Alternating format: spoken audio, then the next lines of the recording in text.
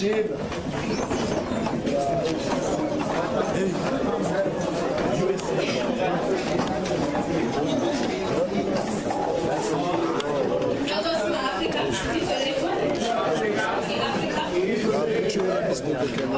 is our event namhlanje.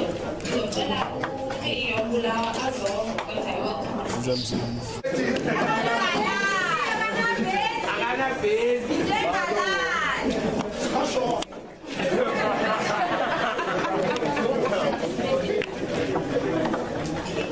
My job today is simple and understandable. I'm here to welcome you all to our 4th anniversary of Philip Kosana branch.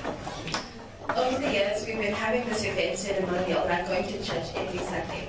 But thank you for coming and we welcome you all to the event. Please relate.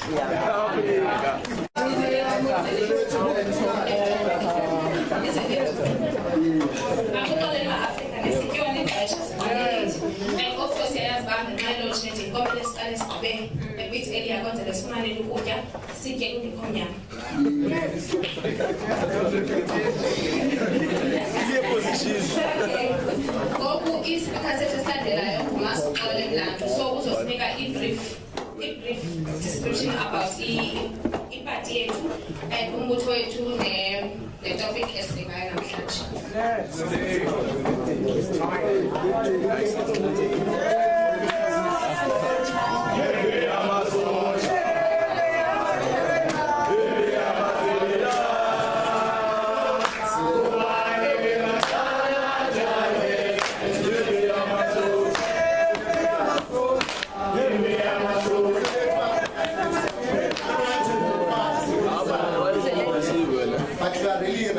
Of time. It's very simple and understandable as clear message. Is to first what's happening here, to give them why are we here 4 years into existence, but also to introduce the topic, subsequently introduce the so that so the first part, on this day in 2015, our branch was officially launched, and it was under the theme, the birth of the new revolution, bringing the Pan-Africanist ethos to colonial universities. Over the years, there are many things that have happened, but to create a student-led critical group of young Africans who are conscious and concerned about the national question that we're in society, not only in South Africa, but in the broader sense of the continent and outside. So today we are here under the theme that we've been trying to be preoccupying ourselves with, trying to deal with the question of the circle. But we specifically invited Uprandums to speak to us about the Azanian philosophical school and some of its responses to secular colonialism and other issues, and how we can better understand the ills of South Africa as we exist today. And the reason why we are bringing up this question is precisely we want to recenter the politics of students to not to be about popularism or elections, but to be embedded in theory, to be critically thinking about ways in which we can take ourselves out of the conditions in which we find ourselves in. And there's no other people who can do that besides the people who are here. So returning back to the question of the secular, to us represents the recentering of the politics, the central issue of racism in South Africa, and the fact that South Africa is built under conquest and is maintained through conquest. And we cannot ignore in a university where the majority in South Africa is a minority in this university, and the minority in South Africa is the majority in this university. Not only just on demographics, but also the orientation of the university. In terms of its thought, in terms of its direction, in terms of its design. So without further ado, so invite our Uprandums and the Telba Africa if I could specifically request Utina Sizwich I don't need to do the colonial issue of how Uprandum started at this particular place and went to Zongezino, but his work generally speaks to us.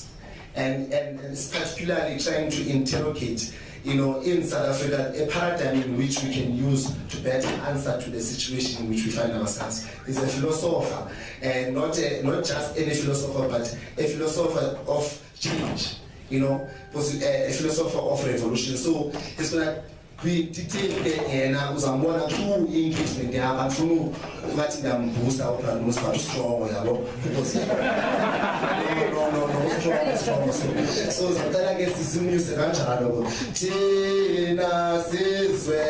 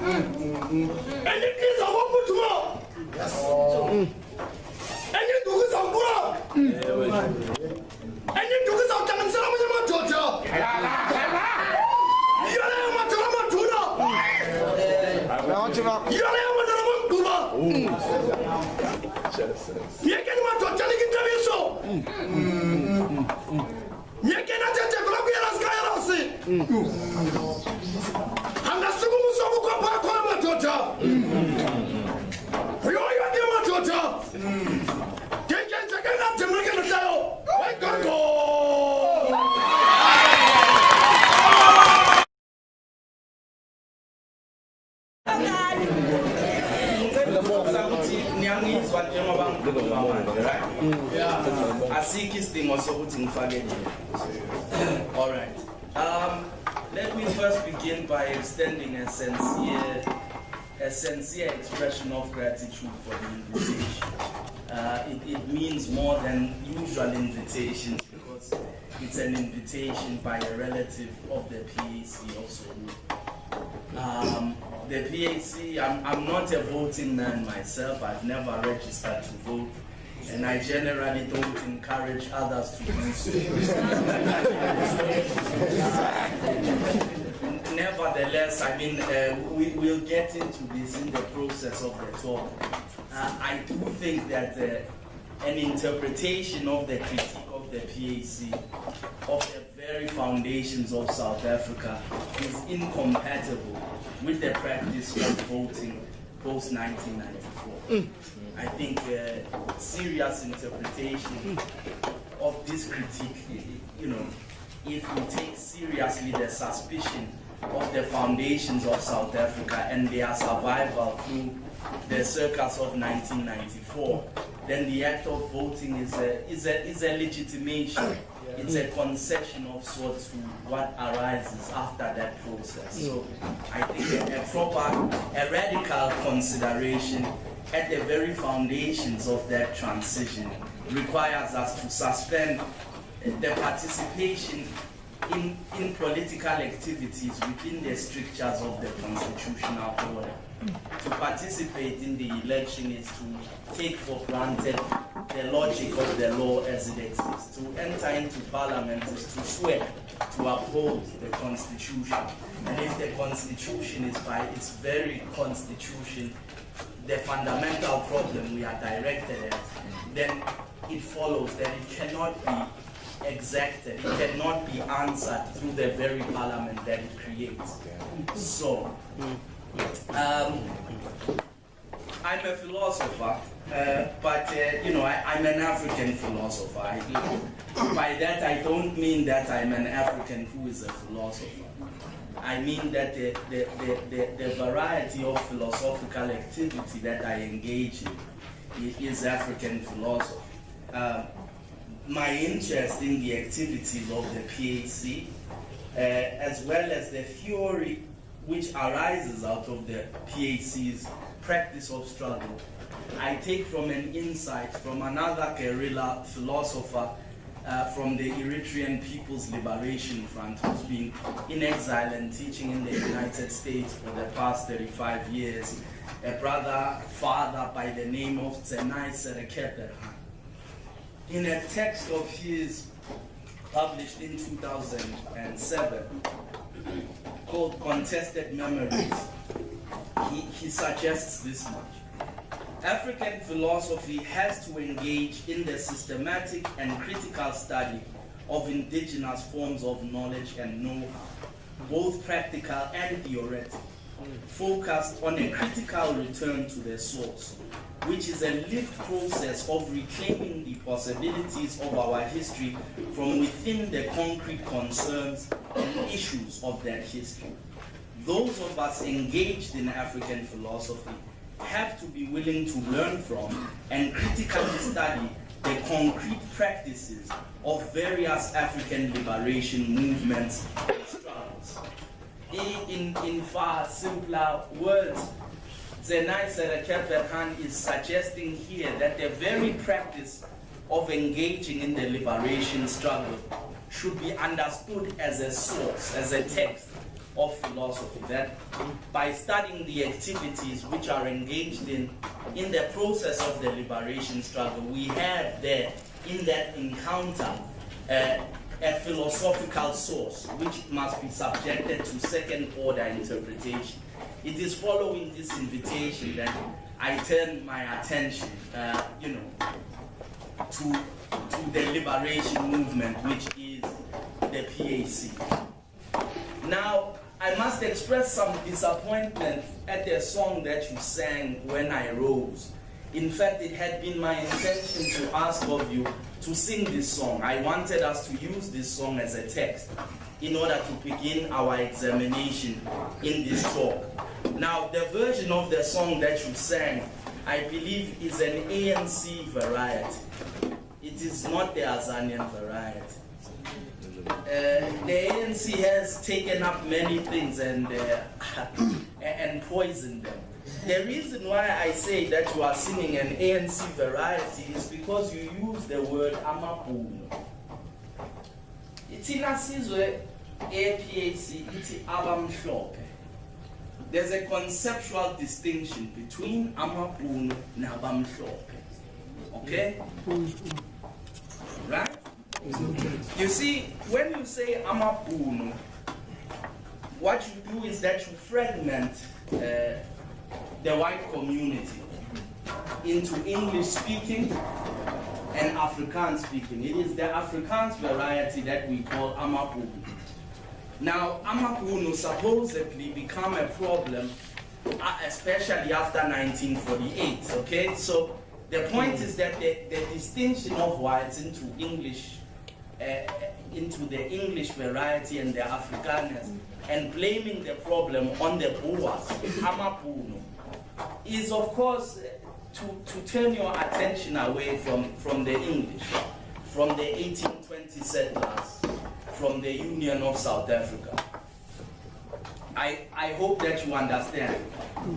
The Azanian tradition, one of its principal deviations from the rest of the supposed liberation movement is precisely on understanding the question of abamhlope rather than amapuno. Okay? This is very important. It's very important because white liberals become exempted from amapuno. That's why Joe Slovo could sing Kubuli Puno. Because Joe Slovo agasi Puno. Yeah. Right? You need to understand, this is very serious. The rendition that you sang is very serious in terms of the history of the political contest in South Africa about what the precise antagonism is. If the antagonism is indeed conquest, okay? You guys say settler. This is not really a term that I myself use. It's a rather benign term that describes, you know, abashali, settlers. No. The type of relationship we have to, before the settlement, there's something else which happens, which is the foundation of the settlement. The settlement itself is predicated by a process which is where the problem actually exists. It comes after that fact, but its justification is built on something else, you know. Whites, in fact, they have taken settler up at various points in time. There are many white schools in South Africa, for instance, called settlers. I'm sure some of you have been to Settlers High, the settler monument. It's a benign term. It's Abashali Basengilani, the 1820 settlers, okay? The point is that the foundation of white presence and the very thing which creates blacks, which converts blacks from something else, Africa, into abantu abamnyama, is the phenomenon of conquest, okay? Now, you know, conquest is a process which happens following military defeat, okay? So, you know, it's a process which happens after military defeat, in terms of which the defeated, at the threat of losing his life, accepts particular conditions. Conquest is also the foundation of slavery.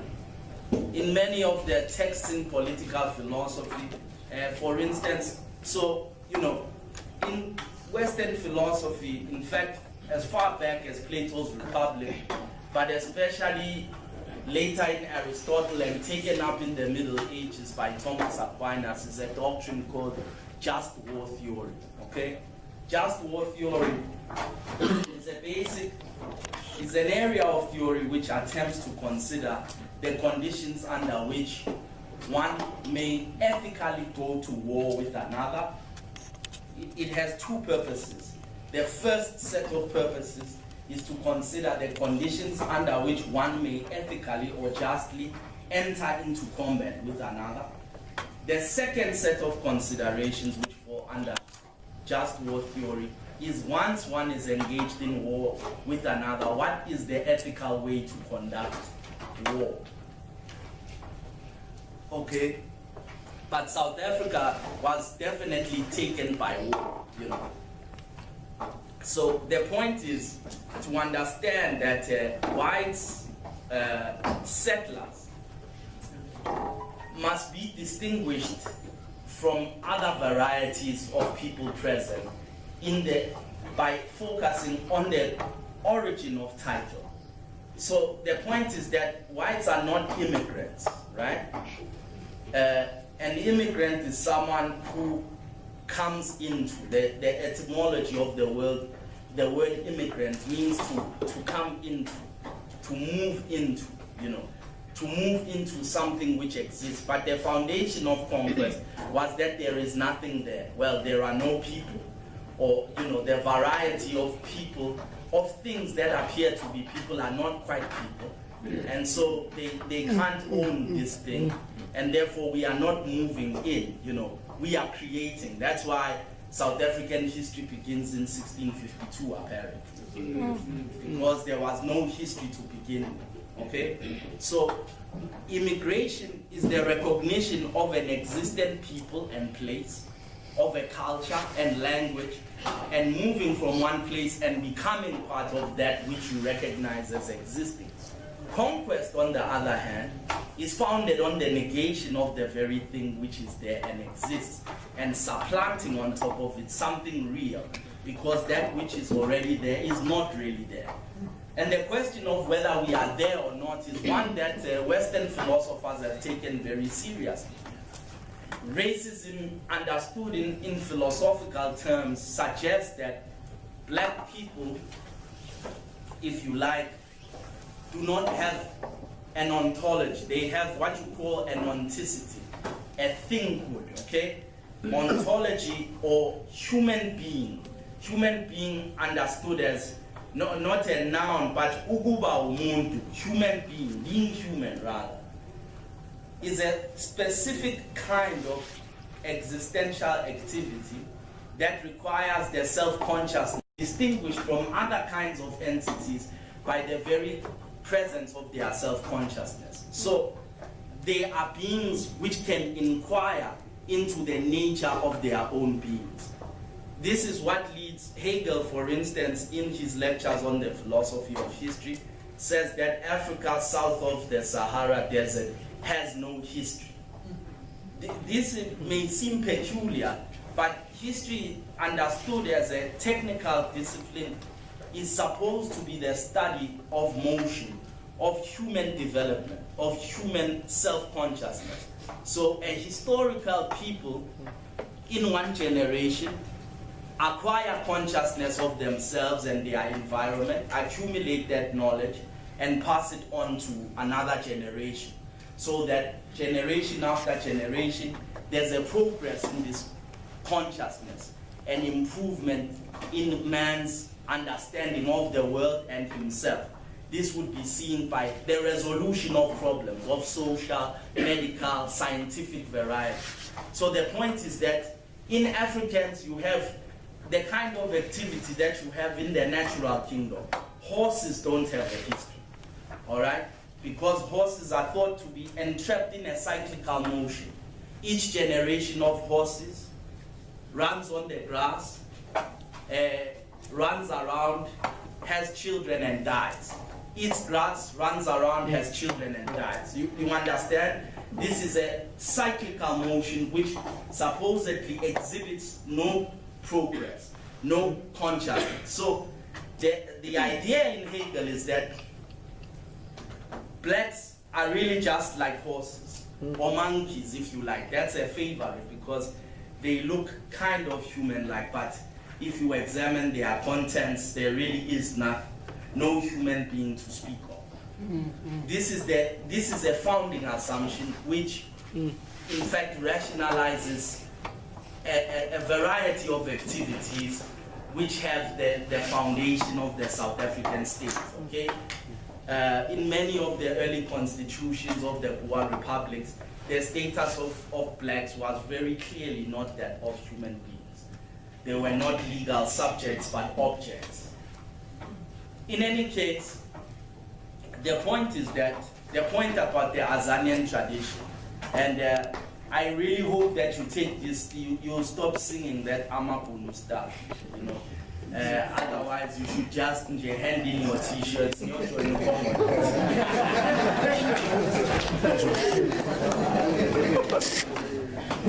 Now, the point is that, you know, I mean, the Boers have some degree of sophistication, but sometimes if you read the things that they wrote, they are quite amusing.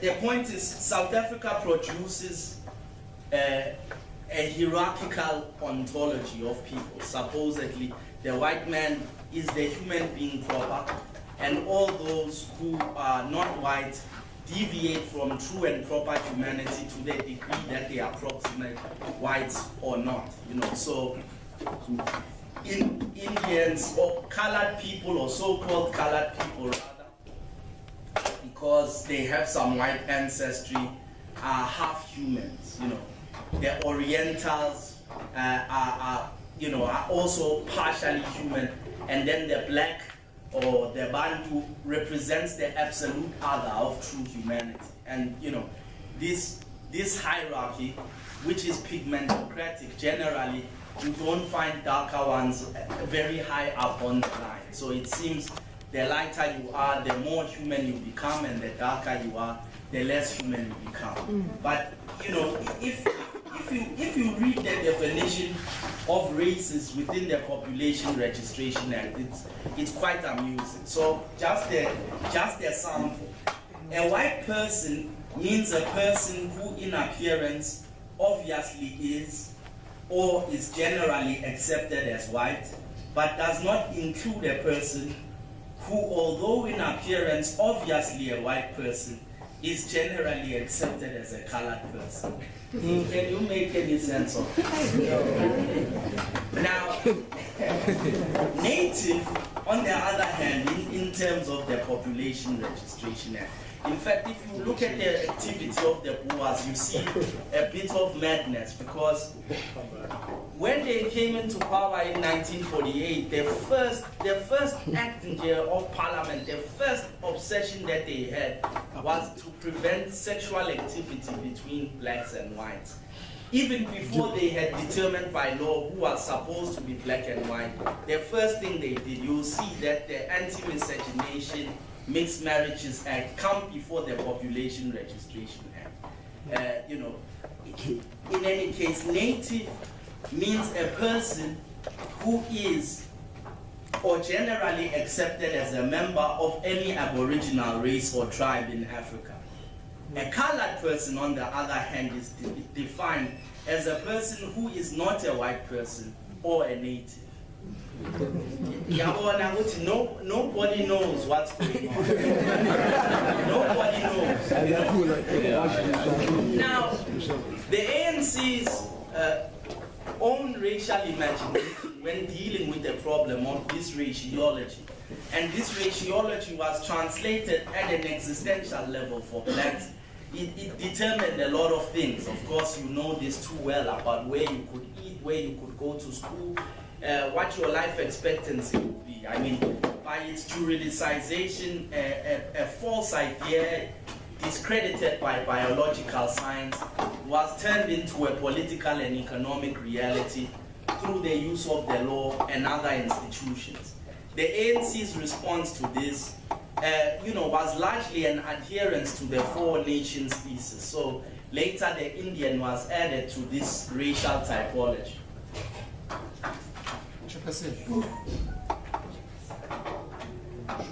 So, so the ANC's doctrine really accepted the reasoning, I mean, that there are four distinct racial groups.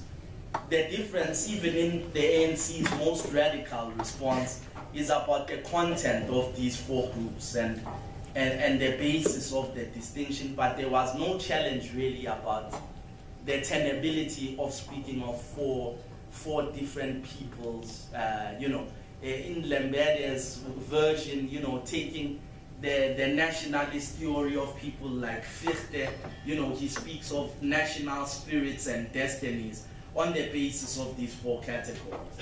The PAC's doctrine, you know, which Sobukwe describes as non-racialism, you know, which is often dismissed or made fun of by ignorant people who believe that Sobukwe was naive. I mean, Sobukwe says there's one race, the human race, but in fact, his approach is the repudiation of the tenability of distinct racial types. That doesn't mean that he, in fact, also at the same time denies the social, historical, and political existence of race and the reality which the fiction has generated. So Bukwe, rather than speaking of biological categories or describing who appears as this or that, instead defines the populations on the basis of their title to territories. So he describes whites, he doesn't use that word, he doesn't describe them as whites, but describes them as Europeans. You know, when he defines European, the words conqueror and usurper appear. Europeans are those who have title to territory in Europe, who have conquered, usurped title, and are the oppressors of Africa. He calls them a foreign minority. A foreign minority who has title in Europe, but has stolen title here in Africa and oppresses African people. These are Europeans. The definition, the political origins of Europeans are through the conquest of the indigenous people. You understand? So it has nothing to do with whether they are pink or whether they speak, what language they speak, whether they are intelligent or stupid. What it has to do is that to be white, to be European, is to be a land thief. By very definition for Sobukwe, Europeanness in Africa is to be a land thief. The definition of a European in South Africa is conqueror. Now, some objections may arise about the fact that, you know, the wars which we initially fought were either with the Dutch or English, and there were many Jewish immigrants, there were people like Helen Zille who come after. But the point is, they inherited stolen title and were invited as whites precisely to share in the spoils of conquest. And so through sharing, they immigrated. Those ones are immigrants. They would argue we are immigrants rather than conquerors. But they immigrated into white South Africa. I mean, they immigrated into stolen property. They didn't immigrate into Azania, but into South Africa, you know. So, in any case, Africans are defined in the converse as precisely the indigenous conquered people, the oppressed, whose title has been stolen and usurped by Europeans. Of course, Sobukwe doesn't take seriously or discuss the question, the so-called colored question, which you saw is rather a strange variety, which says neither native nor European. You know, it's quite curious. So, in any case, Indians are then described as those who have title to territory in India. And, you know, they are the historical foundations of their presence is discussed. But the point is that the distinctions that we make between peoples are not of an ontological variety, of the kinds of beings that they are, but of the history of their political existence. Their relationship to land is how people are defined. Biko later takes on, in the spirit of the Azanian tradition, Biko breaks, you know, so we begin with Lembede, with the 4 nations thesis, which largely derives itself still from these categorizations which are produced by the state. In Sobukwe, we have a deviation which moves from the biologistic language of race and totally away from any kind of idea of an ontology, and moves to the political basis and construction of race. Biko takes this challenge up, but dissolves the Indian question, focusing largely on an antagonism between conqueror and conquered. And he understands the Indian people to constitute part of the black community. This is still a debate which happens a lot between people in the liberation movement, but my purpose is to show that this non-racialism, Yagasobukwe, is not a kumbaya, which is a pretension that race does not exist and is not a historical reality, but a turning away from the obfuscation of the language of biology and focusing on the question of title to territory. My sense is that much of my focus, in fact, today is on the question of Sharpeville, given what day tomorrow is. Sharpeville seems to be something that boggles the mind, because it appears to make no sense that the Boers would send fighter jets to a township, Namahipo, in order to kill people who were marching peacefully to the police station. It doesn't appear to make sense when one examines the consequences of that massacre. I think, first, there's a necessity of a historical reinterpretation of Sharpeville.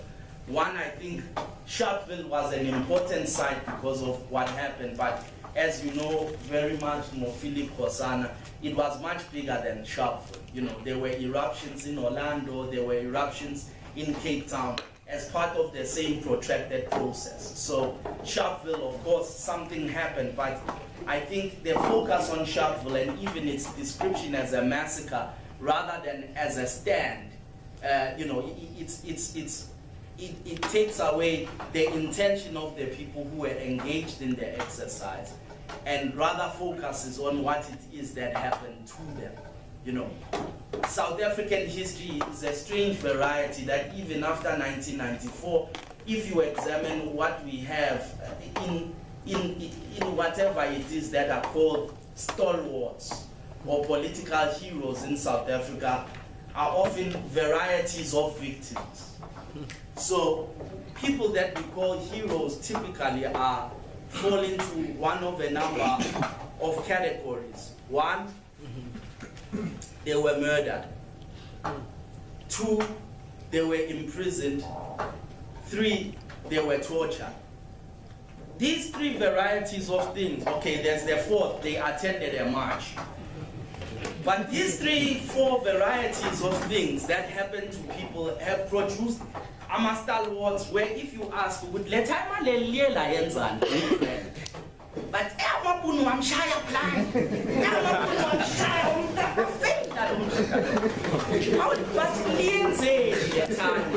why city power? No one can tell you. Mautu ya Chesa Unchita attended a march, Wabanjo Amakada, and went to prison. How? I mean, so Bupe's address on Heroes Day in Orlando, brought attention to the question of historical interpretation. He insisted that in the examination of our history, we ought to recognize that their heroes are our scoundrels, and our scoundrels are their heroes. The insight is precisely that whomsoever the white supremacist system praises, we ourselves ought to look at with a great deal of suspicion. And that those who we do look at with suspicion would usually be praised by the white supremacist system. If we produce a critical re-examination of our heroes, I won't mention their names, I assure you that these varieties of political heroes that I've described are the majority of what you find, even some with buildings named after them. But why enzani lo baba lo?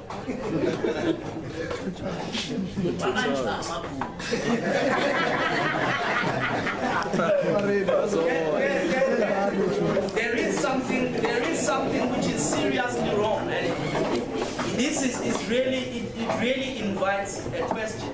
Now, what is said about Sharpeville is the conversion of people who actually did do something into mere victims of violence by describing simply a stand, an orchestrated political motion that was designed to bring insurrection, to bring the state to its knees, are simply described as victims of a massacre. People who take a stand, deliberate, studied political action, calculated to end the system, are simply converted into victims. And white historians love it. There's several books, written by white historians on the massacre. But I think the massacre itself really needs to invite us to examine precisely what is it that the Boers found so threatening that they responded with this kind of unprecedented force. The ANC had been in existence when the PAC left for about 48 years. It had never been banned. It had been allowed to exist and conduct its business. In its early meetings, Smuts was invited to address. Luthuli is described by several of these guys as a reasonably minded African. There was no problem. The PAC leaves within a year of its formation. 6 months. Everything is over. The liberation movement must be banned. Why? What exactly is it that had changed in the understanding of the people who had the levers of the state? Now, we know from many historical accounts, Philip Frankel conducted a study in 1999 on Sharpeville, that there were many spies in PAC cells. There's probably spies. It's a secret. There were many spies, even Abu Sobukwe knew of some of them, who were sent, even at the time when planning was being done. There was a serious intelligence operation in Sharpeville, in Orlando. So, in terms of the theory of what Abu Sobukwe were trying to do, the Boers were definitely in the know, They were definitely in the know about what these guys were actually up to. And the point was that, of course, the system is untenable. But the point was that if the Boers enforce their own law, it will lead to the destruction of their own system. They can't arrest all black people. If we all hand ourselves in and break the past law, and they arrest us, who's going to work in their restaurants? Who's going to do the work in South Africa if you arrest all of us? And this was the challenge which was exerted. So the point about conquest is precisely that in some sick way, conquest is a voluntary relationship. I say this in many of the doctrines you see that the engagement in the combat of war entitles, once the engagement has begun, both parties in the war have the right to kill each other. Oh, Mara, my sister. The engagement in the conduct of war suspends the rest of the law. So during that time when we're engaged in a declared war, we have the right to kill each other. Both of us are intending to kill each other. That's the objective of the combat. Now, if I should defeat Umas Kole, but somehow not kill him in the process, in terms of much of the theories of war, I have a right to kill Maskole because he was trying to kill me. Now, if I allow Mascole to live. In terms of Hobbes, Locke, you know, a number of European philosophers argue that his life belongs to me. Because I had the right to kill him when I did, and I didn't, his life belongs to me. And so now he's my prisoner of war or my slave. But Mascole, of course, can either comply with this and serve me as his master, or he can die, you know. If I have too much force of arms, he can try to resist and certainly die. But his decision to live as my slave with me as his master is perhaps a decision to fight another day, but it's one in which he consents. It's a variety of consent that isn't proper because it's consent against the pain of death, you know. But Oksalayo, you have the right to die. And your choice not to die is the foundation of our relationship in which I'm your master. You know, so Bukwe's recognition of this fact that whites are a small minority of people who are holding us in terms of this contract. If we simply refuse to participate, the system could be ended immediately. This was the plan, that if Abodaki just decide that they'll no longer stand this shit, there's no necessity for anyone to even take arms. It can be stopped. They predicted it would take 3 years to stop it. The plan that they had was supposed to last until 1963, by which it would all be over. In fact, many accounts say that at the time that they were standing at the police station, Sharpeville, the Boers asked them, some of the police asked them, so if you guys take over now, are you going to throw us into the sea? You know. These were questions which were asked, you know. But the point was that this thing can be ended simply by our consensus and standing together. We can end this thing, they projected, in 3 years. Now this, more than any previous political action which had taken place, appeared to scare these guys. I mean, it's something which remains to be studied, but there were 14 fighter jets flying a Sharpeville, Amahipo, Forabo Mama Basesondweni, who were singing songs, but it doesn't appear to make any sense that you would show such a force of arms to something which is supposedly so benign, except if you associate this, if you believe that this action is an existential threat to the system which you are pushing, you know. And I believe this is precisely what was the problem. Of course, we know the series of steps which follow, even after Cape Town, Sobukwe's imprisonment, his isolation from the rest of the prisoners, and the extraordinary terms of his political imprisonment, which comes from Parliament, just betrays a great deal of fear, you know. The erasure of any records of his speech, you know. It's so difficult to conduct research on the man today precisely because of this. But as we see, in the same way that this action is dealt with this kind of deadly force, so too, proponents of the Azanian tradition are generally just don't live. So Bukwe himself is killed. Biko is killed very early on, you know. The point is that this thing, I mean, I always refer to Elias Ndwedibe's book, Here is a Tree. In the addendum at the end of that book, there's a parliamentary inquiry in which the liberal politician Helen Suzman asked the government, why is it that this guy is being imprisoned by Parliament? What is it? She actually asked them, what are you so afraid of? What is it about this man that scares you so much that you have to take these extraordinary means? Despite the strange way in which this worked, the Boers had prided themselves on having a democracy of some sort which operated on the rule of law.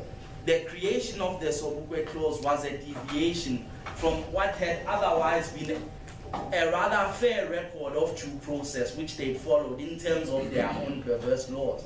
But in this instance, they deviated from all of this in order to clamp down something which they thought was truly dangerous, you know. So, you know, this is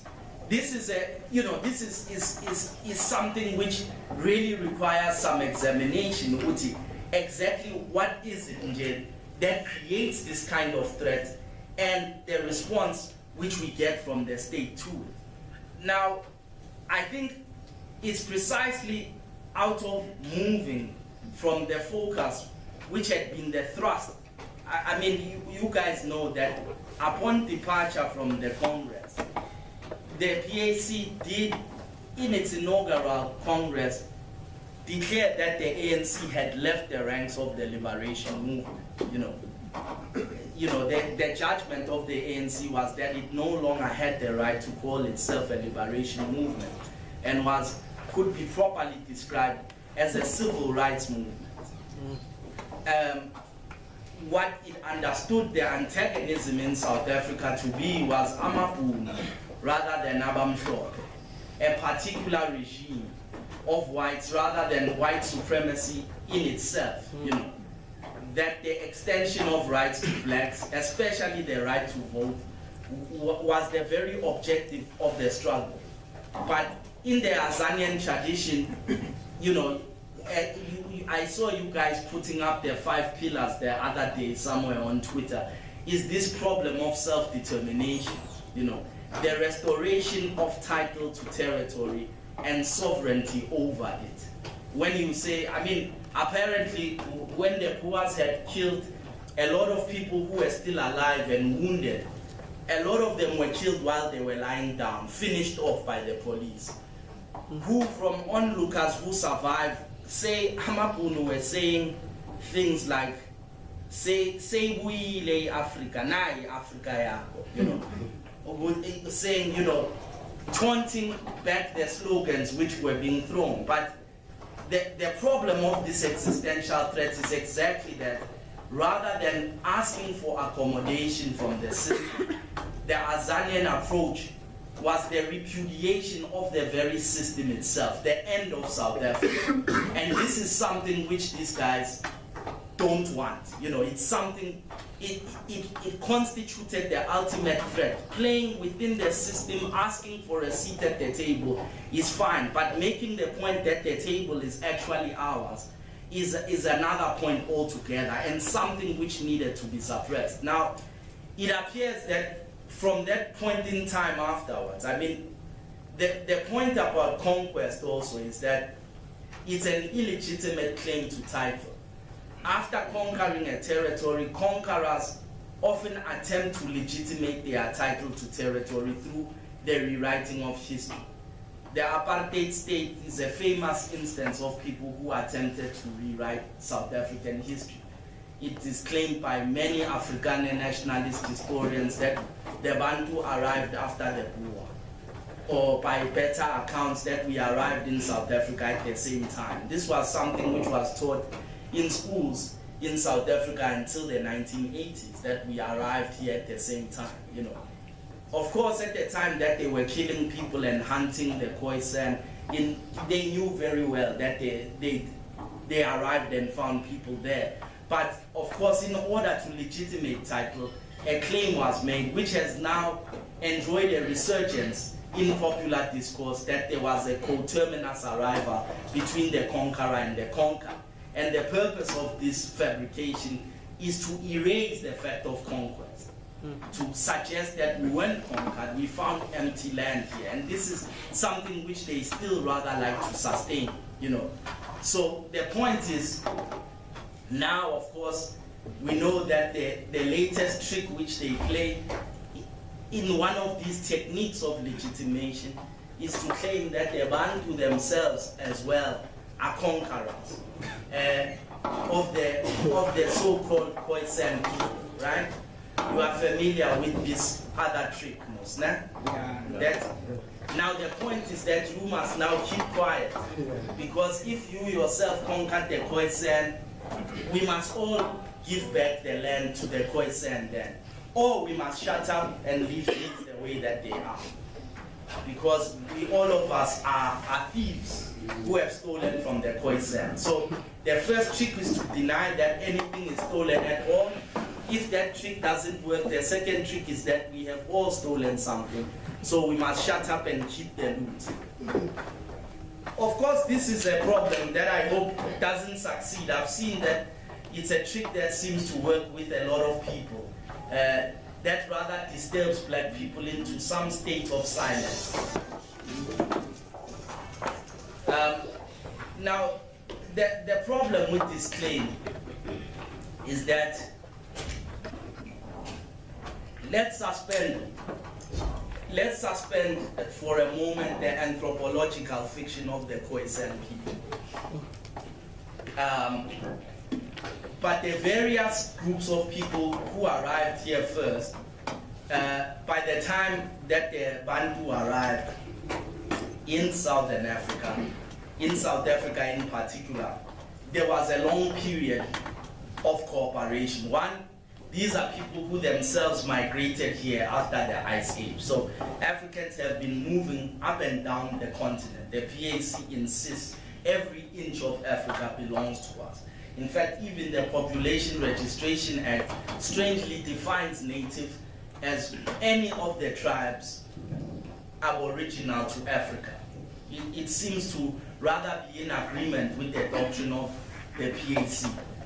But the point is that, in fact, I think the Xhosa people are the most Khoisan people that there are today in terms of numbers of survival, in terms of their cosmology. Now, it's strange because according to the claim, in terms of which the Khoisan people are now represented by the so-called colored people, one is only indigenous if one both, let's speak the language of blood, has both Khoisan blood and white blood, then one is indigenous.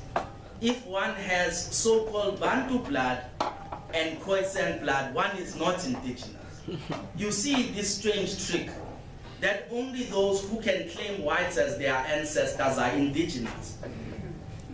But peoples, Bantu peoples who have long relations of intermarriage and cultural transmission with the same communities of people are constituted as not indigenous. It's quite a curious trick, you know, but which is one of the fictions of the historical reconstruction of conquest as legitimate title. The purpose of this thing is that we must stop claiming that they've stolen our land because we have also stolen some land. So history becomes a very important enterprise in the discourse of conquest because even though the foundation of the relation, the most honest whites, I mean, I think Mwetama was debating Davy Root, I think it's Davy Root, an Afrikaner economist, who eventually conceded and said, it's fine, then conquer us. But you must know that after you've conquered us, someone else will conquer you.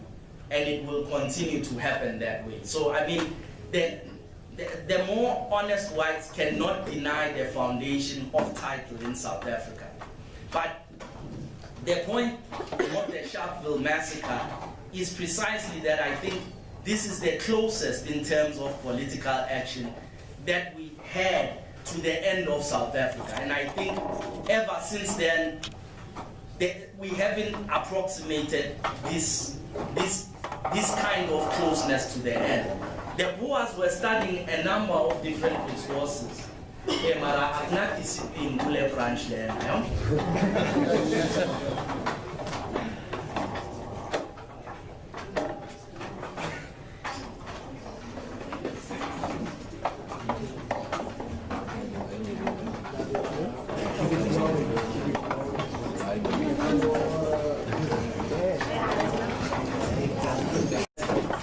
In some strange way, I mean, the period of time when Sharpeville happened, there was you know that at the inaugural meeting of the PAC, word was sent by Nkrumah and Nemandi Azikwe as well, you know, that other Pan-Africanist leaders, new presidents of other African countries, recognized the PAC as the legitimate representative of African people here at home, you know, recognized common cause with the PAC and its objections to what had happened within the Congress movement.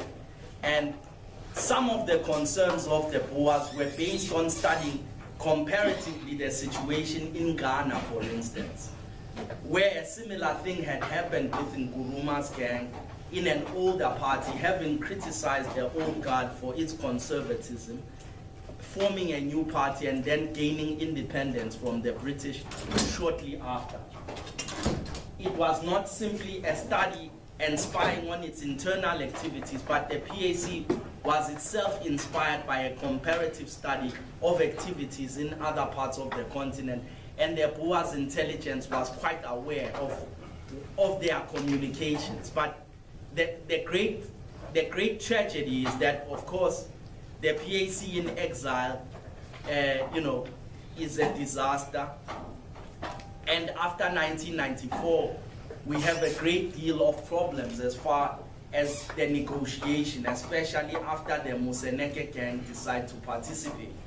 But the problem is the meaning, I mean, what the point at which we began here, you know, the point at which we began, I mean, Usoli Mapaila recently made claims which Usobukwe had it easy, you know, comparatively easy, yeah, than the communists. You know. I'm sure we don't need to discuss that this is a ridiculous claim.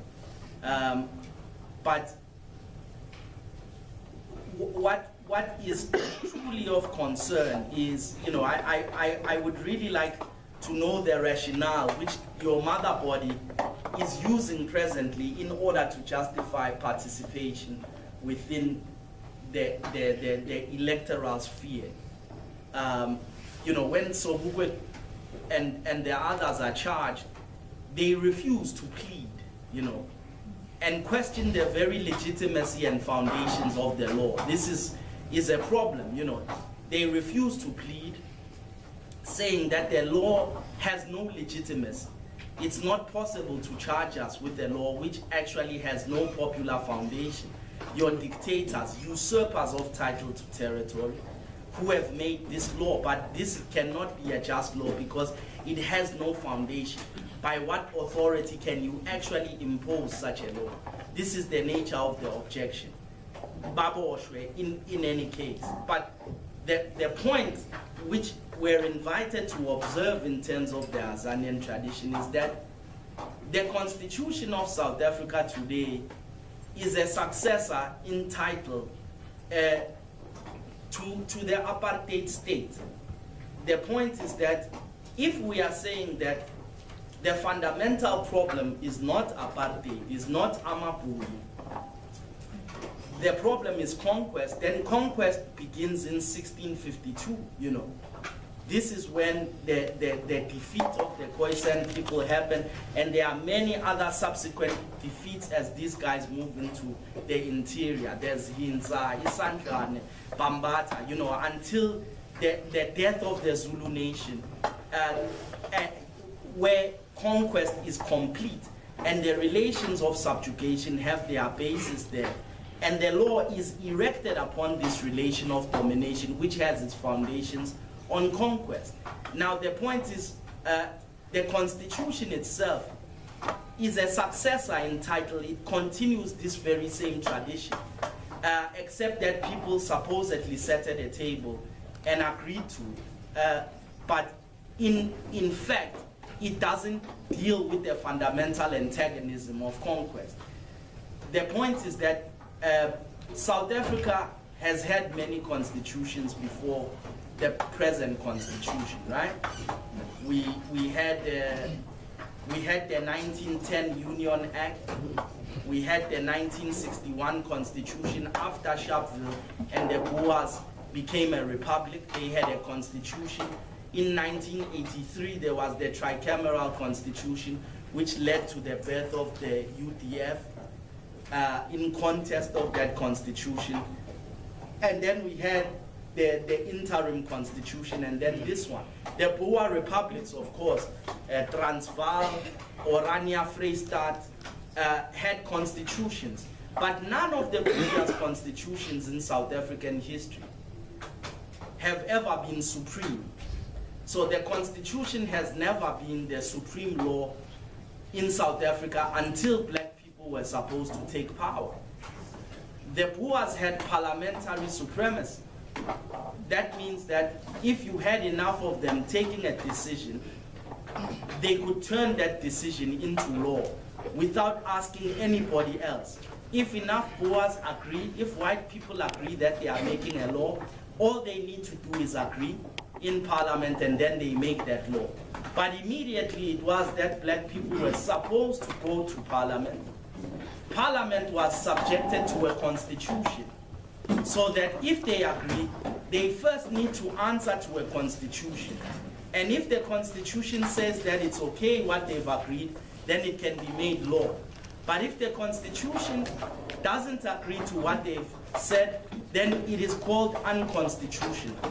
Now, the question is what kind of a democracy that really is or can be when people are unable to make a decision unless it's consistent with the constitution, which they are not responsible for writing themselves.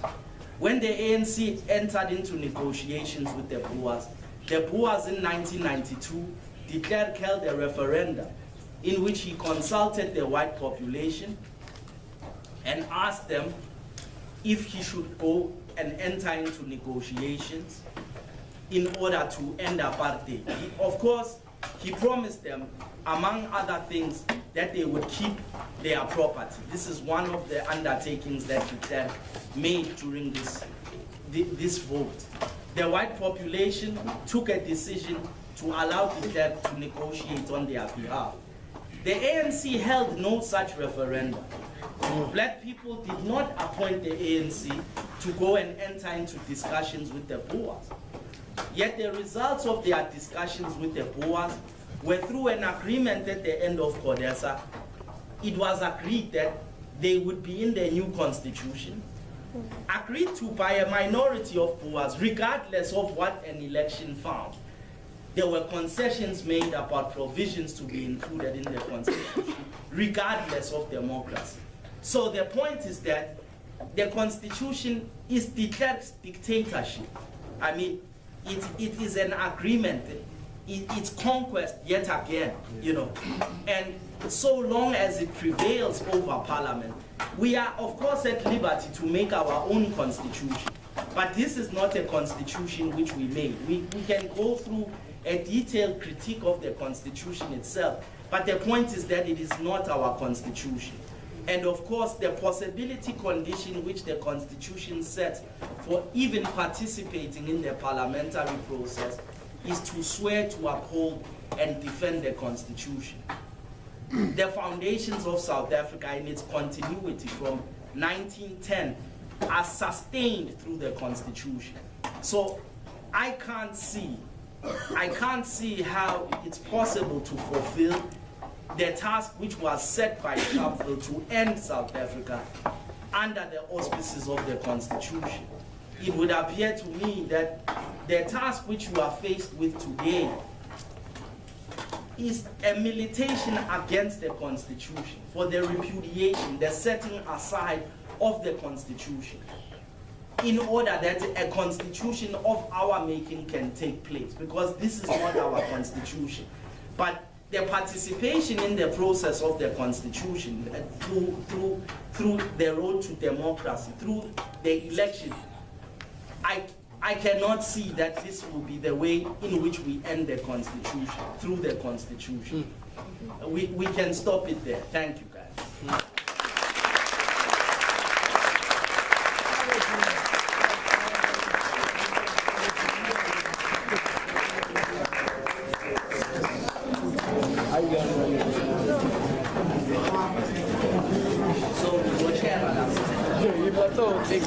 Oh, where is the guy? I don't know, man. You told me about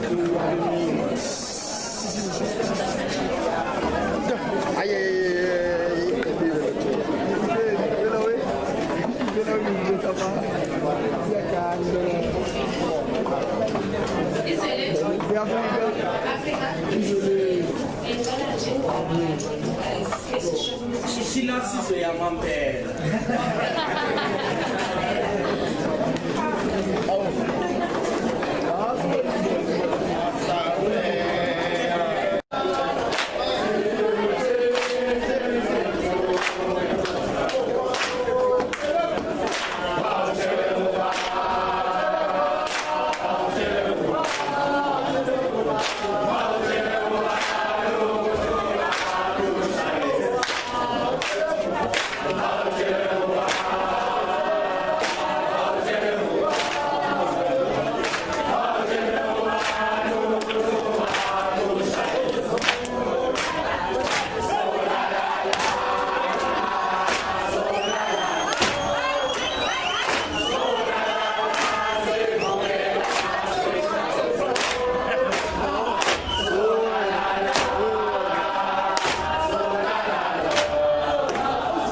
Sola.